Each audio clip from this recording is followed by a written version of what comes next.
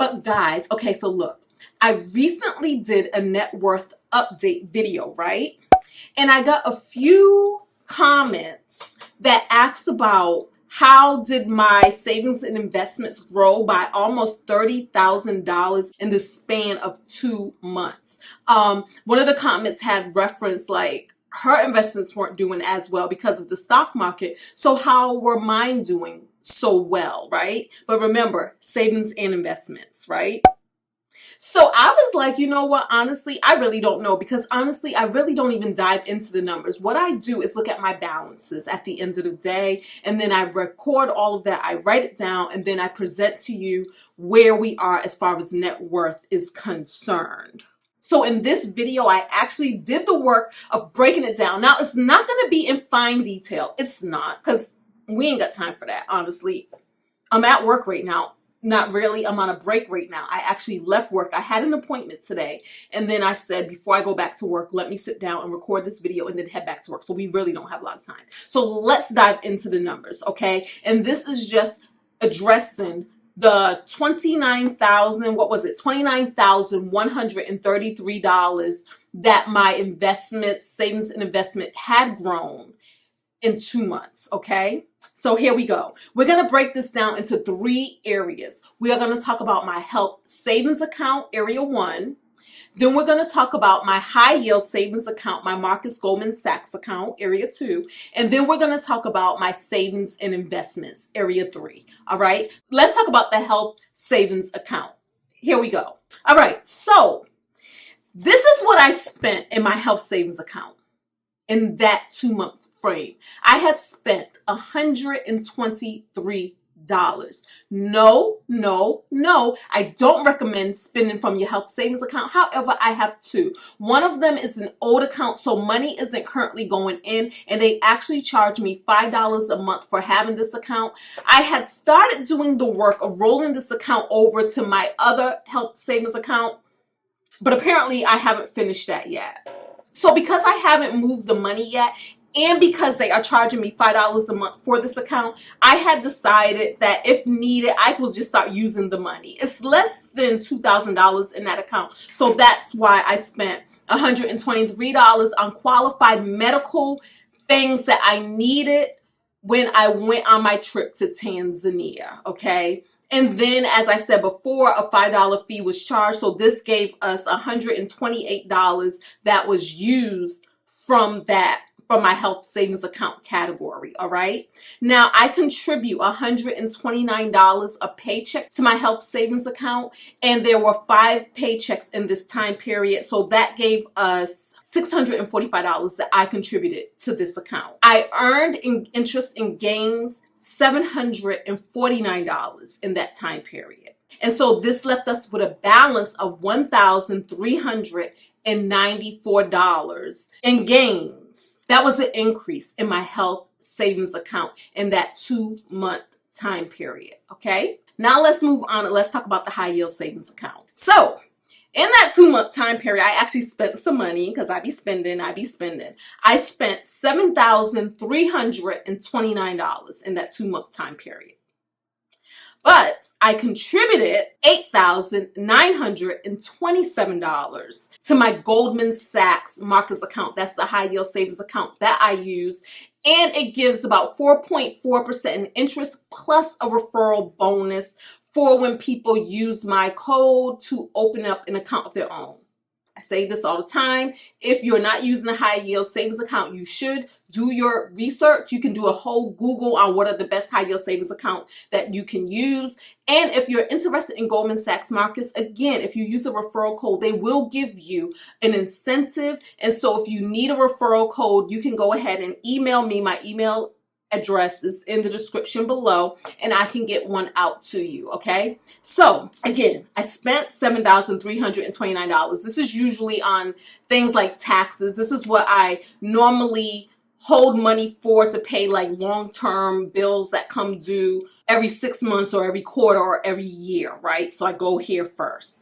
But then I also I contributed $8,927. The reason why is because I have 2 different buckets. One is my savings account, my opportunity fund.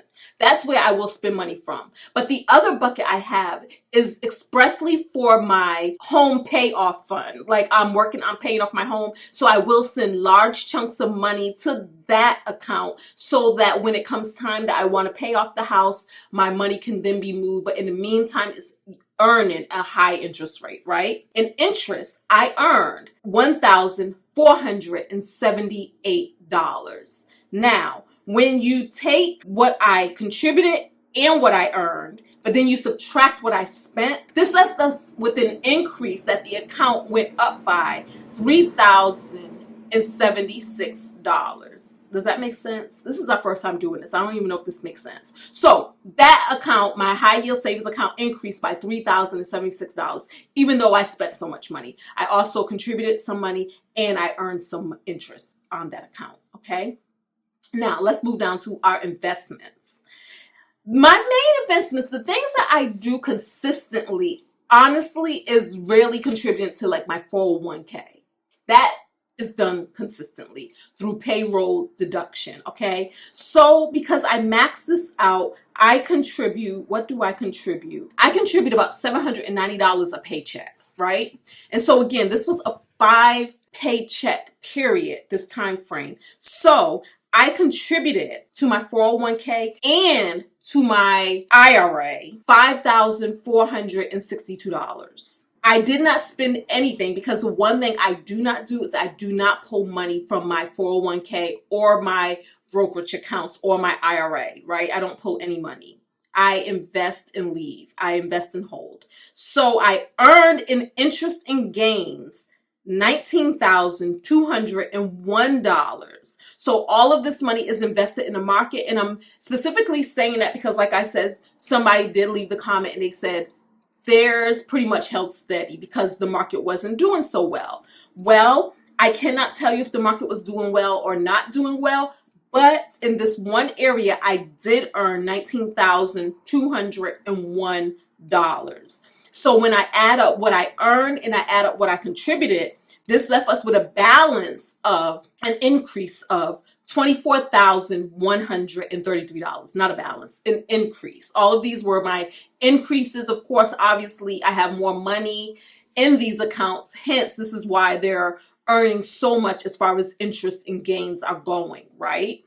So when we add up the $1,394 from my health savings account that was the increase, plus the increase in my high yield savings account of $3,076, and then the increase of my 401k, my IRA, and my brokerage account of $24,133, this gave us an increase of $29,133 in 2 months. Now, I'm telling you, because I have been tracking my net worth for a few years now, I do, on average, have an increase about $30,000 a month in these areas. Well, actually, honestly, no, not these areas, in all the areas across the board for my net worth.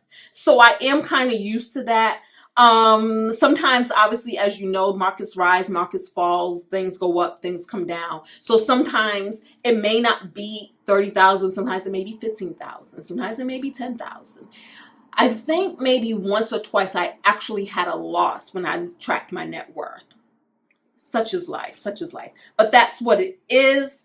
So I want to sum this up and say I contributed a total of $15,034, right? But I spent $7,457. And then I made, as far as interest and gains go, $21,428. And so that's what you have.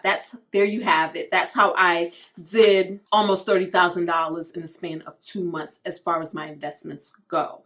Now, somebody else had asked me, where do I invest? How do I invest? So let me address that really quick. Now, again, I'm not going to say I'm an expert at any of this. I'm pretty much a set it and forget it type person. My 401ks are simply invested in target date funds. I believe, I haven't verified, I believe my target date fund is 2040. think it's the year 2040, but how old will I be in 2040? I don't know. I believe it's 2040. So I do a target date fund. The target date fund is simply going to ask you, when do you plan on retiring? It's going to make it so that in the beginning of your investment career, it's going to invest a little more aggressive for you. And then as it feels you're nearing retirement, it's going to kind of pull back and make it so that your money is a little more stable, a little more secure, and not go so hard as far as being aggressive, right? So target date fund. So as you move, you don't have to do any work. The fund that you choose is going to actually pick what it's going to invest in for you, and it's going to pick how aggressively it's going to invest for you. Now, you can go in and start making some adjustments. Like if you're saying in 2040 is your target date fund, the target date that you're going to retire, you may say, you know what? No, I'm going to do 2045. That way, it can go ahead and invest a little more aggressive for you a little while longer. But I basically do target date funds. Now, this is what I didn't realize. And I said I was going to do a video about this because I was kind of peed off.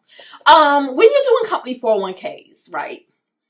I have a few of them because have left some companies and moved to other companies, and I haven't necessarily rolled over my money from one company to the next.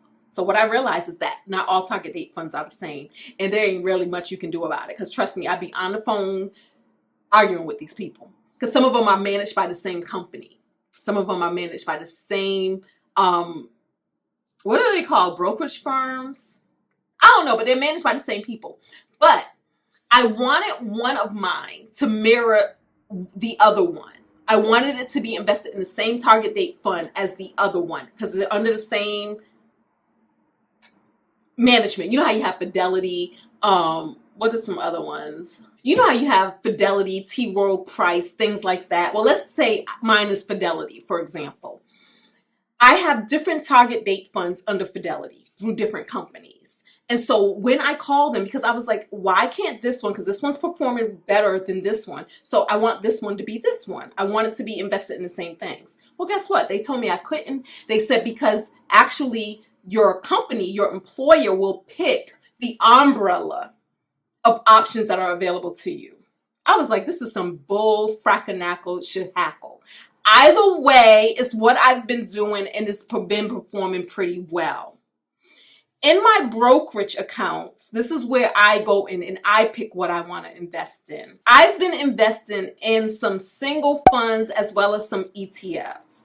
Honestly, I'm not a big fan of investing in single funds. I'm just not. However, it is probably because I just don't know all that much about it, or I don't dedicate that much time to managing it. Because for real, I have some friends, and Gwen is one of them. So maybe we can get her up here to talk about it. She's one of them, and she actually buys single stocks, and she does pretty well. She has an investment advisor that she uses, but when she does her own thing, she actually outperforms the advisor, the financial advisor. Yeah. So that's why I'm not a big fan. I know somebody tried to give me the advice before about pay a financial advisor to tell me what to do. I'm not always a big fan of that because we always tend to believe that somebody else knows more than we do or knows what's best for us. And that's not always true. She has gone against her advisors on different occasions and outperformed her advisors. And then her advisors come back and say, oh, wow, how'd you do that? Yeah, it's called using your own brain, and it's called trusting your own gut instincts. That's what it's called. But maybe we can get her up here to talk about that because she actually does really well in investing in single stocks, okay? But in the meantime, I did pull a little snapshot from what I have and what I've invested. And this is pulled today, right? Today. So as y'all know, the market rises and it falls day in, day out, hour to hour. So as of today, this is what I'm invested in. And I'm not sitting here and telling you guys to copy what I'm doing. I'm not a financial advisor. I'm just showing you, being transparent as we love to do here. I'm just showing you a snapshot of some of the things that I have purchased, okay? And so when we look at NanoX, SoundHow, Chipotle, NVIDIA, those are all single stocks. Those are all single company stocks, right? But then we see that I also have some ETFs. I have VGT, so Vanguard Technology Fund. I'm in technology. I have QQQ, I have VTI, I have DIA, and I have SPY. Now, this video isn't a video that's breaking down what those different things are, and it's not breaking down the difference between the Dow Jones and the S&P 500. If you guys are interested, we can dive into those things as far as different ETFs and what does that mean and how does that work and why we may be more inclined to do ETFs versus single stocks, that sort of thing. But this isn't getting into any of that. So we also see that for the day, when I took this screenshot, we were down $51.41 for the day, right? A loss. But overall, we were up $615.37. So overall, we're at a gain.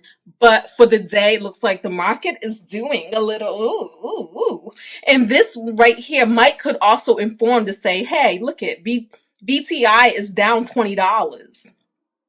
Maybe it's a good time to go in and buy some more of that right now. QQQ was down $12. Maybe it's a good time to go in and buy some of that right now. Any of that. I just want to jump in really quick and give some quick feedback. And then also I want to say, I do not time the market. I do not time the market. And timing the market means that I'm going to make sure that I'm buying low and selling high.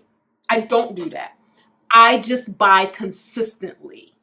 The reason why I'm not going to say time in the market is bad, but what I'm going to say is because I'm super busy, I may not be available to be like when the market is down, now I'm jumping in to buy, or when the market is, I'm out here traveling. Y'all know what I'm doing. I'm traveling, I'm working, I'm driving to and from work. That's why we're mostly talking to each other in the car, right? So I don't have time to time the market. But what I found that is if I consistently put money into the market, over time, it performs well. And so with that being said, obviously, if I'm not buying when things are low, clearly I'm not selling when things are high because I am holding, okay? I have not sold off. There's a bug on that wall. Where is my man when I need him? I ain't got time for this. That bug's just gonna have to live his best life. It looks like it's one of those little stink bug things. He gonna live his best life too. I tell Jay on him. Anyways, I hold. So I don't time the market, I hold. And I'm gonna say, even when I say I don't time the market, honestly, when I do hear that something is a good deal and the price is really low, especially if it's something that I already have in my portfolio and I see that it's low, I will make an effort to go in and buy more. Where am I pulling the money from when I go in to buy more? A lot of times I'll just pull it from my high yield savings account. I'll pull it over from there, transfer it to my brokerage account, and make purchases. The good thing about transferring money to your brokerage account is you don't have to wait for the money to clear. But it will give you a warning to say, listen, when we go in to buy or when we do whatever we do and the money is not there, you will be penalized. But most of us are good for it. Otherwise, we wouldn't even be doing it. But yeah, so that's the good thing. You transfer money, you can go ahead and you can take orders. You can take trades as soon as you get the money over there. And taking trades is just simply buying some stock or selling some stock or whatever moves you want to make in the market. So that is it. That is it, guys. I believe that answers some of the questions. Hopefully, if you have any more questions, talk to me down there. Thank you all for collaborating with me, for co-creating with me on this channel, because you really give me some good ideas for some videos to make, and more importantly, videos that you guys are interested in seeing. All right, let me get back to work. I told these people I was going to be back to work about 1. It's probably like 1:30 now. All right, peace, and I got to get some lunch. I'm hungry. Bye. All right, y'all, hold on. Let me take off my jacket. I think I can do this. I see the bug. He's sitting on the edge of that bookcase. Y'all see him? I think I can do it. He's going on the wall. All right, I had to take off my jacket. We got the slipper. Y'all see him? All right, we can do this. We can do this. Wait. We don't have to wait for... Hold on, I should be holding y'all like this. Okay. We don't have to wait for Jay. We can do this! I think we did it. Okay, let's go get some tissue and clean him up.